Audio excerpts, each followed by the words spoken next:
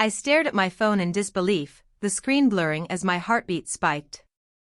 We changed all the locks on the front door and also the gate. Don't try coming back. Mom, the words felt like a punch to the gut.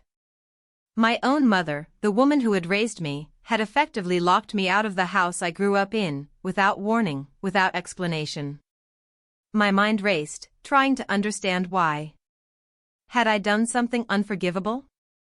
Was this some twisted joke? The house had always been our fortress, our sanctuary, the center of every family gathering. And now it was a prison from which I was excluded. The betrayal cut deeper because it wasn't just a physical barrier, it was a declaration. Mom was making it clear I no longer belonged.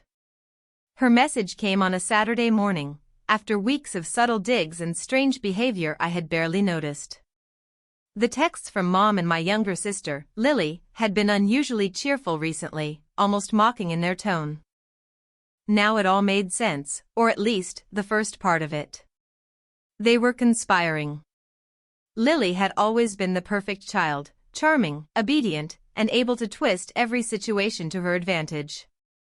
Growing up, I had been patient, quiet, and loyal, always trying to avoid conflict. Mom had favored Lily in every small decision, every praise, every reward, while I was left feeling like the backup plan, the one who could always be relied on but never truly celebrated. Now, with this text, that favoritism had escalated into something far more sinister.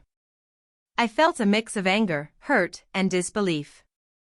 How could they justify this? How could the people who were supposed to love me unconditionally decide that I no longer deserved a home under their roof? I paced the driveway, staring at the locked gate from the outside. The familiar garden, the windows, the front door, it all felt alien now. Every memory of laughter, every holiday spent together, every small moment of family warmth seemed tainted by betrayal. And yet, a quiet unease settled over me, sharper than the anger. This wasn't just impulsive. Mom and Lily had planned it. The timing, the locks, the way the message was phrased, it was deliberate. A spark ignited inside me. I realized that being locked out wasn't the end, it was the beginning of a story that needed to be told. And whoever thought this would break me had no idea what was coming. I pocketed my phone, took a deep breath, and looked back at the gate. The message had been meant to intimidate, to control me, but instead, it had lit a fire I couldn't ignore. Tonight, I would start plotting. Because the people who think they have all the power are the ones most likely to be burned by it. After Mom's message, I couldn't stop replaying it in my mind. The locks were just the surface, the first unmistakable sign of something much bigger. I started noticing all the little things I had brushed off before. Lily, for example, had been unusually secretive lately. She would disappear into her room with her phone, her laughter carrying down the hall as if she were sharing a private joke I wasn't allowed to hear. When I asked a casual question, she would freeze, glance at Mom, and smile with that same smug, knowing look she always gave me. Even Mom had started acting differently. Small favors I'd once received without question, like borrowing the car, asking for grocery money, or help with errands, had suddenly been denied. Instead, she would offer vague excuses, "We're busy," or "maybe another time." But then, I'd hear them laughing quietly in the kitchen over something I wasn't privy to. Every denial felt deliberate, like a way to assert control while pretending it was normal. The family finances, too, suddenly felt opaque. Mom had always been in charge of the bills, but now I noticed subtle discrepancies. Some accounts I had been allowed access to months ago were suddenly restricted. Money that I thought I could rely on for small personal expenses was mysteriously unavailable. When I asked for clarification, the answers were vague, brushing off my questions like I was overthinking things. At the same time, I realized how often Lily received praise or rewards for things that I had worked harder for. A bonus at work, a congratulatory note from relatives, or even a simple compliment, everything seemed to flow effortlessly to her. Meanwhile, my efforts were downplayed or ignored. I had always chalked it up to her being the favorite, but now it felt like a deliberate imbalance being set up, a manipulation I hadn't fully understood until now. The emotional strain was heavy. I felt anxious every time I tried to speak up or ask for clarity. Every interaction was laced with tension, every smile hiding a secret agenda. I began to second-guess myself. Was I imagining it? Or had my family truly changed so subtly, so carefully, that I had failed to see it until now? I caught Lily whispering to Mom one evening as I passed the hallway. They stopped mid-laugh and smiled at me like nothing was happening, but the air felt electric, charged with something I couldn't name. The familiar sense of home was gone, replaced by suspicion and unease. That night, as I sat alone outside the locked gate, I realized something chilling. This wasn't just a momentary grudge or a silly fight. Mom and Lily were plotting, quietly and methodically. The locks were only the first move, and I had no idea what the next step would be. But one thing was clear, I wasn't going to wait for it to unfold blindly. I needed to watch, learn, and prepare. Because someone who thinks they can quietly control you is always the one most vulnerable to being outsmarted. Had thought the locks were the worst of it. I was wrong. A week after the initial message, I received an envelope slid under my car door. No stamp, no return address, just my name in Mom's familiar handwriting. My hands shook as I opened it. Inside were pages of documents, legal forms, and bank statements. My eyes widened as I scanned them. Every account I had ever contributed to, every property deed, every small inheritance my parents had promised me over the years, it had all been transferred. To Lily. Completely. Without my knowledge, without my consent. I sank onto the curb, clutching the papers like they were shards of glass. My stomach churned, my heart hammered in disbelief. Every birthday gift, every saved allowance, every extra dollar I had carefully set aside, it had been rerouted, reassigned, stolen under the guise of family decisions. And then came the worst part, a notarized statement from Mom, declaring that she and Dad had deemed it in the family's best interest to give Lily full control over all shared assets, including the house I grew up in, the vacation property, and even the accounts I had legally inherited. I felt like the ground had vanished beneath me. My own mother, the person who had once held me as a child, had orchestrated this. And Lily, my sister, the one who used to complain about me being slow or awkward, had been complicit from the start, laughing quietly as my future was stripped away. Rage bubbled up, hot and fierce, but it was laced with a deeper, heavier grief. I had always trusted them. I had believed that family meant protection, loyalty, and love. But now, every word Mom had ever said, every smile, every hug, it all felt like a calculated lie, a prelude to betrayal. I looked at the house from the street. The gate, the front door, they weren't just barriers anymore. They were symbols of exclusion, control, and manipulation. The family I had loved, the home I had fought to belong in, had turned against me. But beneath the heartbreak, beneath the shock, a spark of clarity ignited. They had assumed that I would crumble, that I would accept it silently, that I would remain powerless outside the gates of my own home. They had underestimated me. I folded the papers carefully, a cold determination settling over me. Lily's smugness, Mom's manipulations, their cruel sense of control, it was all evidence. And evidence, I realized, could be turned into power. For the first time since the locks were changed, I stopped trembling. My heartbreak transformed into resolve. I wouldn't just reclaim what was taken. I would make them pay for every lie, every laugh, every moment they tried to diminish me. The gates might be locked, but I was just getting started. And when I was done, they would remember the day they thought they had all the power. That night, I sat on the curb outside the locked gate, staring at the house that had once been my sanctuary. The glow of the porch light flickered on the familiar windows, mocking me silently. My chest ached, not just from anger, but from the profound sense of loss. Everything I had worked for, every plan, every dream I had shared with my family, had been stolen. I let myself feel it fully. The hurt, the betrayal, the disbelief, it washed over me in waves. Tears stung my eyes, but amid the heartbreak, something else began to emerge, a slow, burning clarity. They had assumed I was weak, that I would bow to their control. That assumption, I realized, was their fatal mistake. For the first time, I saw the truth: pain was temporary, but action was permanent. I had evidence, records, and witnesses who could expose every lie and manipulation. And more importantly, I had something they could never touch: my resolve. I stood, pacing, feeling the adrenaline ignite in my veins. The locks didn't cage me, they had ignited a spark. The theft, the favoritism, the years of subtle humiliation, it had all led to this moment. They thought they had the upper hand, but I understood now that the real power was mine to seize. A trigger moment hit me when I glanced at a small family photo lying forgotten on the porch step. It was from a happier time, before manipulation and greed had taken hold. I could see the smiles, the trust in my eyes, and the innocence of believing family meant safety. The contrast between that memory and today's betrayal made my resolve crystal clear: I would not be the victim. I would not let them rewrite my life. I took a deep breath, feeling the weight of my heartbreak shift into something sharper: focus.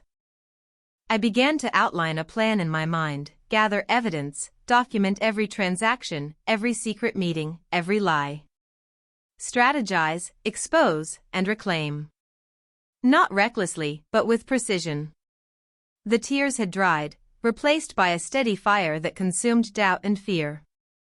Every whisper of mockery, every smirk of superiority, every calculated act of control, they would all come back to them in ways they never imagined. I whispered to myself, almost like a vow: they think they've taken everything. But they've only awakened me. And when this ends, I won't just be free, I'll be untouchable.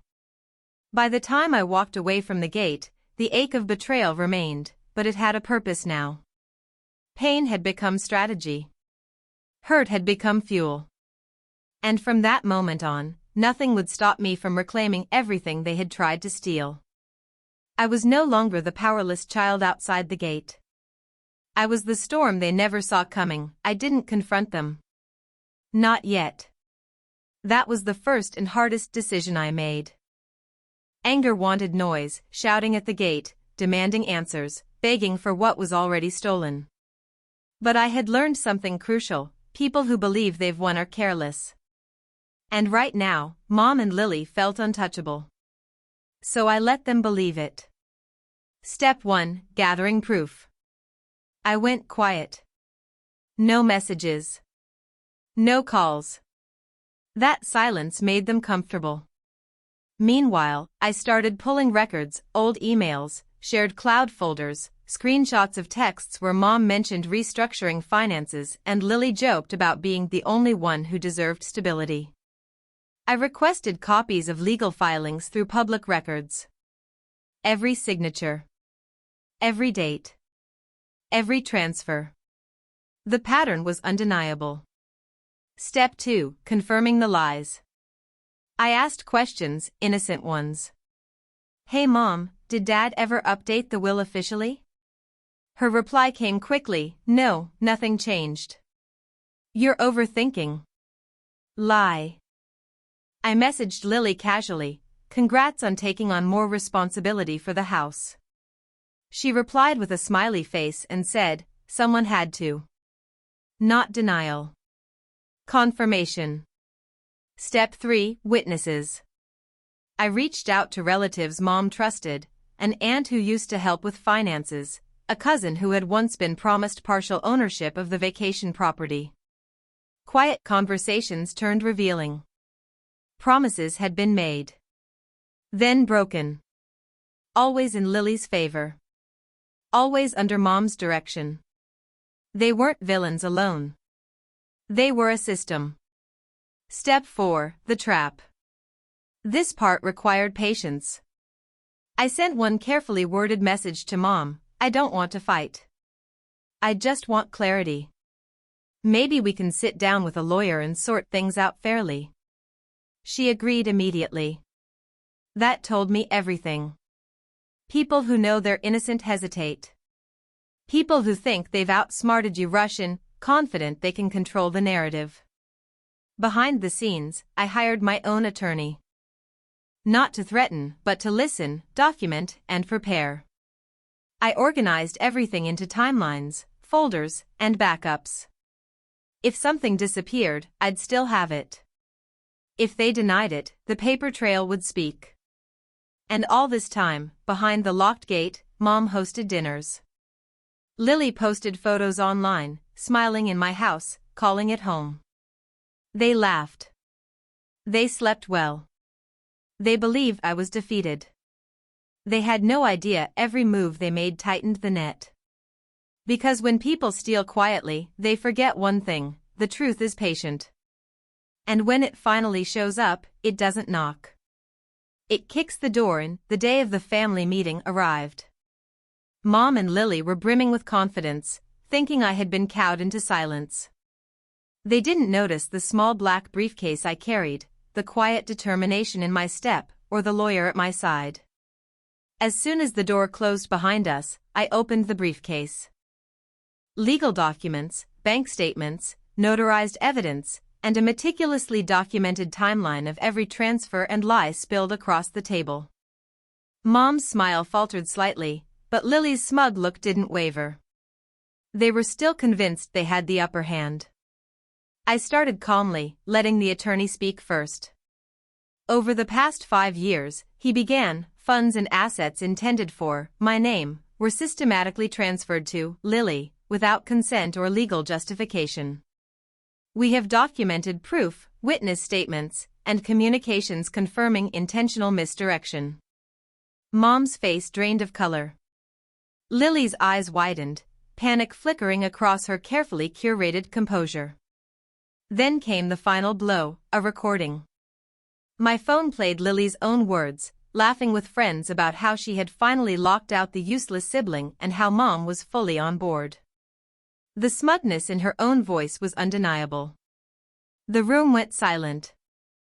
Every smile, every justification they had ever rehearsed, collapsed under the weight of evidence. The attorney detailed the legal implications: restitution of stolen assets, potential charges for financial manipulation, and the exposure of their deceit to relatives and authorities. Vanessa's, no, Lily's, smirk was gone. Mom tried to speak, to rationalize, but the words died in her throat. Every lie she had spun was exposed, every carefully constructed narrative shattered. I watched, heart steady, as the tables turned. The very locks meant to imprison me had been their undoing. The home they thought was secured in their favor had become the stage of their humiliation. Extended family who had once turned a blind eye received copies of the documents and witnessed the deception firsthand. Messages of shock and betrayal flooded in, whispers of admiration and support reached me for the first time in years. Lily slumped into a chair, her confidence destroyed. Mom sat silently, finally confronting the consequences of her favoritism and manipulation. And through it all, I remained calm, almost eerily composed. I had reclaimed what was mine, not through yelling, not through confrontation, but through strategy, patience, and undeniable truth.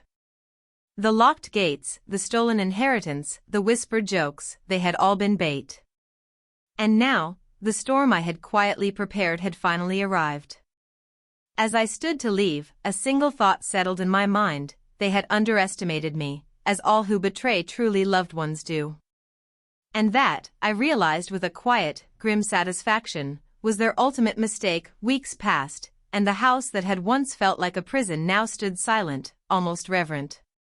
Mom and Lily had retreated into isolation, avoiding family events, social gatherings, and even casual visits from relatives who once fawned over them. Their reputation, carefully constructed over decades of favoritism and manipulation, had crumbled. I, on the other hand, was free. Not just from their control, but from the weight of years spent trying to earn their approval. Friends and distant relatives reached out with apologies, admiration, and cautious support. The truth had empowered me in ways I had never imagined. I was no longer the obedient child or the ignored sibling. I had become the one who had exposed the deceit, reclaimed my inheritance, and restored justice in my own life. Walking through the familiar rooms, now my sanctuary once more, I could almost hear the echoes of the laughter and scheming that had once dominated these walls. But those sounds no longer intimidated me, they reminded me of the fire I had used to fight back. Every document, every witness, every carefully orchestrated step had been worth it. I had not only proven my strength but ensured that Mom and Lily would never underestimate me, or anyone else, again. Sitting in the living room, I reflected on the journey. The locks they had changed, the whispers, the exclusion, they were intended to hurt me, to diminish me. Instead, they had awakened a power I didn't know I possessed. Pain had become strategy. Betrayal had become fuel. To anyone watching this story, have you ever been betrayed by someone you trusted? Locked out of your own life, excluded, or humiliated by the people who were supposed to love you? Share your experiences in the comments. You are not alone, and sometimes the most powerful revenge is patience, preparation, and letting the truth reveal itself in the most undeniable way. Mom had tried to control me. Lily had tried to humiliate me. They thought I would crumble. Instead, the same gates they changed to keep me out became the doors through which I walked into victory, and they were left standing behind me in the rubble of their own making. And that's the poetic justice of betrayal. Those who try to lock others out often find themselves trapped by their own greed, arrogance, and underestimation. The house was mine. The truth was mine. And the lesson? Never underestimate the quiet storm that grows in the shadows of betrayal.